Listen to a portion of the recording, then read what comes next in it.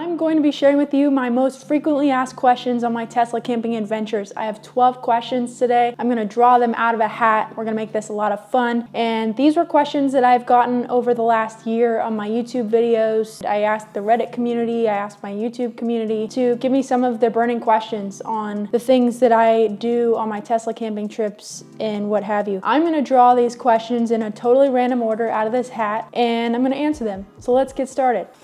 All right, first question. What's it gonna be? Here we go. Question number 1. What do you wish you could bring along but don't have the space for? It's a good one. I think I would bring a bike. I don't have a tow hitch, so I can't bring one. I don't have the space for it, but there are a lot of good opportunities for certain campgrounds have locations or amenities nearby where it's a reasonable biking distance, but it's not a reasonable walking distance. So having a bike would be really nice. Like in my Carpinteria video, it would be really nice to bike into town to go to the coffee shop or grab some food or whatever. But it's a little bit too far of a walk, but it's the perfect biking distance, and then I don't have to pack up the car and drive the car just a couple miles down the road. So I would probably pick a bike. All right, question number 2. What mobile charger / adapter do you carry with you? I carry the standard Tesla charger that actually doesn't come with the car anymore. You have to pay extra for it. I think it's like $250. But I carry that, and then there's adapter pieces that you can order separately from there. I have the 1450 NEMA adapter on it right now. Basically this part right here can detach and you can put a different adapter in here. So I have the NEMA 1450 and then I also have the NEMA 515. So as you can see, this goes into your standard outlet and charges very slow.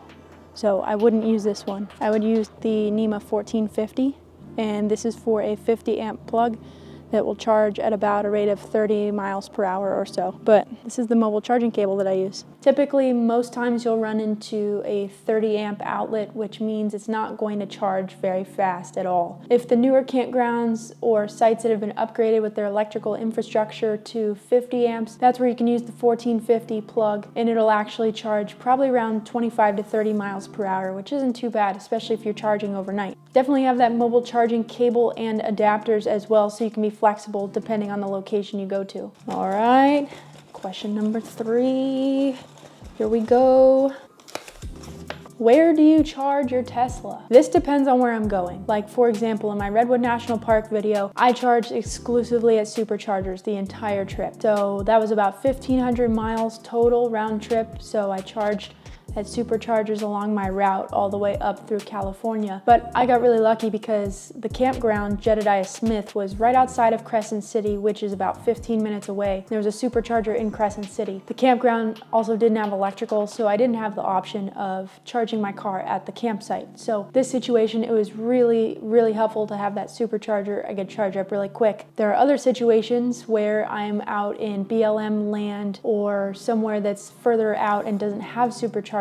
For example, my trip to Utah, when we stayed in Kanab and Bryce Canyon, there were no superchargers anywhere between either of those cities. What I had to do was, at Kanab, there was an electrical campsite, so I went ahead and charged there, and then that helped a little bit. But then when we got to Bryce, I actually had to forfeit camping because I had to prioritize charging the car because I still had to make it to Zion the day after that. So I forfeited camping in Bryce Canyon, stayed in a hotel that had destination chargers and charged there, and got about 30 miles per hour overnight. So that actually gave me a full battery so that the next morning I could make it to Zion, because I didn't want to drive 2 extra hours outside of my way to Zion just to use the supercharger. So it really depends on the situation, but if you can find a campsite with electrical, then you can definitely use that to your advantage. Otherwise, I just use superchargers. Hopefully that helps though.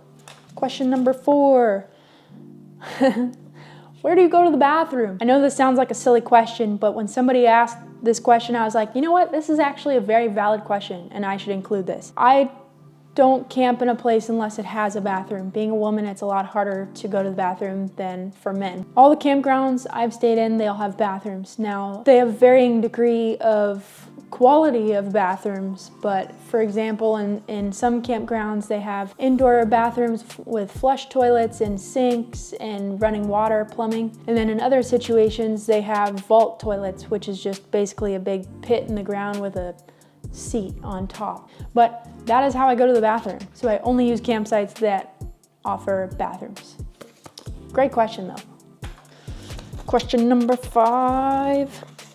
What gear do you use? Okay, so this is kind of a long one, but also I have everything linked in the description below. So if you have any questions on what I use, everything is linked below there. But I'll give you a quick rundown. I use the Xbed Megamat Auto mattress for Tesla Model Y. It's actually designed specifically for the Model Y. I did do a full video review on the Xbed mattress, so if you want to check that out, I'll link it down below. I have some head lanterns that I use, which are super helpful, especially at night when you're walking around and you don't want to carry a flashlight. If you're moving things around, it's super convenient to have that on your head. I also use a little lantern. I have shades for every window except for the roof, which the shades I just ordered on Amazon, pretty basic. They fit for the Model Y, so I'll link those down in the description as well if you want to check those out. But they're blackout shades, so you can't see through them. Also, I have hiking boots, obviously. I have a Coleman camp stove, which is a 3-in-1, so it's got 2 burners and then it's got 2 griddle stove tops.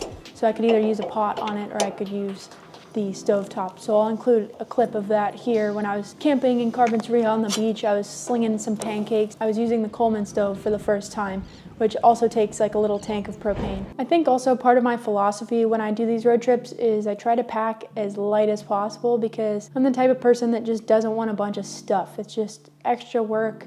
And if I keep things minimal, then it's less stress, less to keep track of. So maybe that'll change. I don't know. Maybe someday I'll be more adventurous and add a tent setup or get more elaborate with my cooking setup. But for now, this works well for me, especially with the limited amount of space that I have. So that's a brief overview of the gear that I use. And on my mattress, I just use a set of queen size sheets with a couple blankets and my pillows and stuff like that. So there's nothing super specific there. But as far as that goes, that's pretty much all the gear that I use. Question number 6. Who's it gonna be? What's it gonna be? Can EVs use RV campsites? This is a great question. I get asked this all the time. I have used RV sites a couple of times for the electrical, and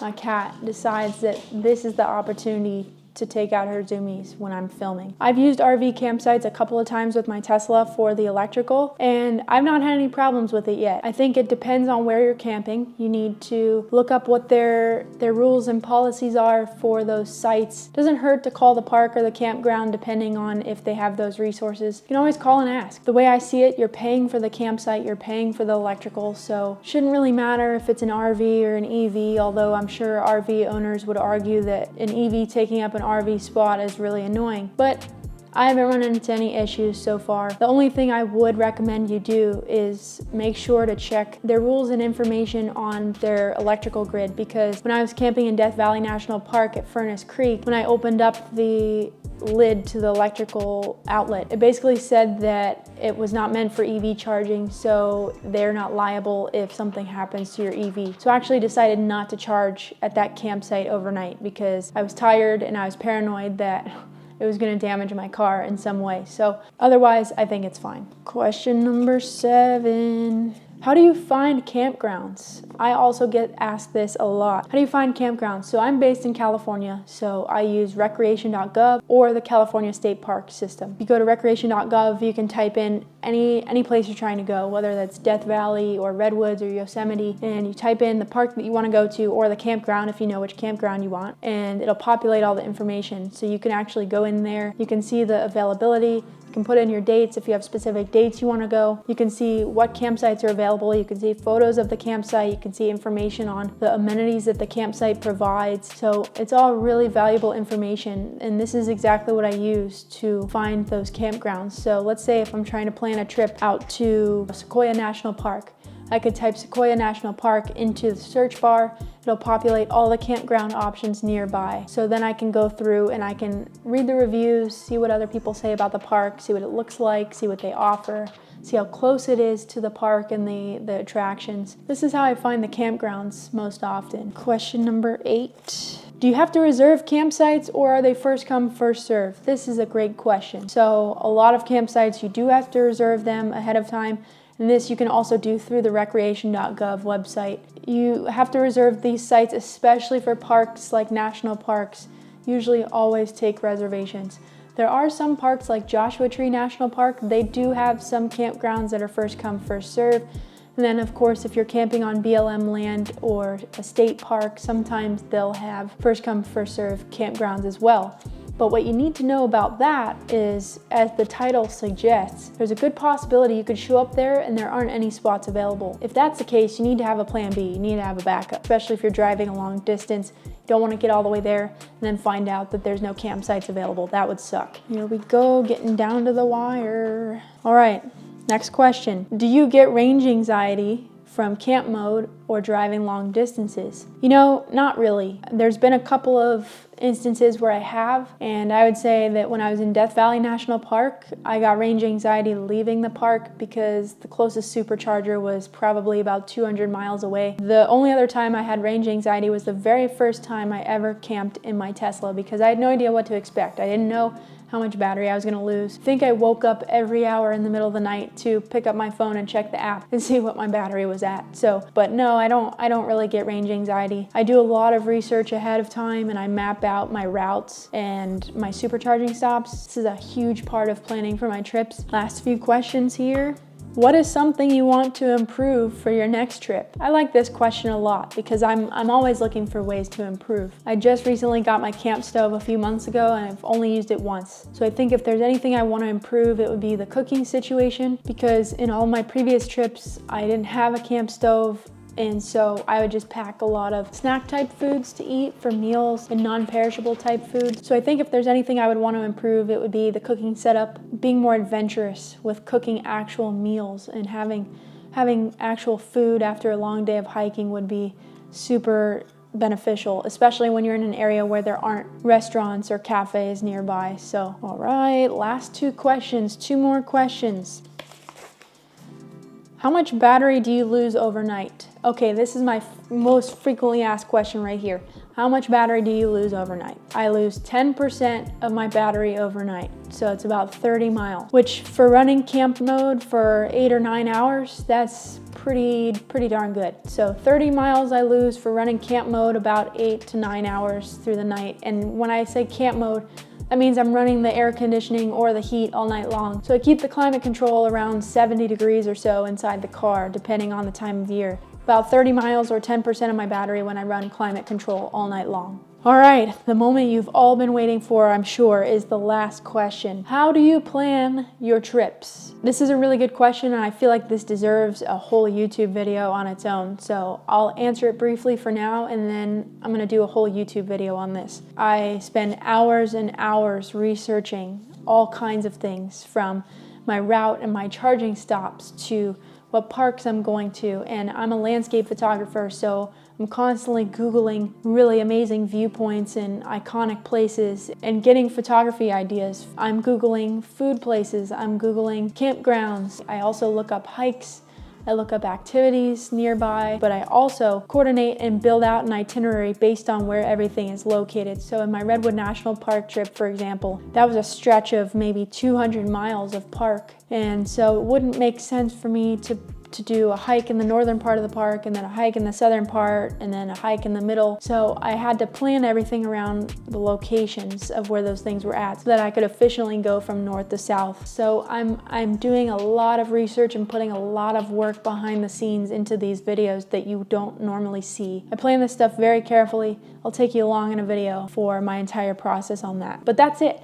That's the 12 questions, my most frequently asked questions. So if you have any questions that I didn't get to, go ahead and drop them in the comments, because I want to hear what your questions are. I want to answer them, and who knows, maybe I might make a whole YouTube video out of it. As always, I really appreciate you guys supporting my channel, and if you don't mind, like, comment, subscribe, do your thing below. That helps me out significantly. I appreciate you so much. Thanks for taking the time, and we'll see you in the next one.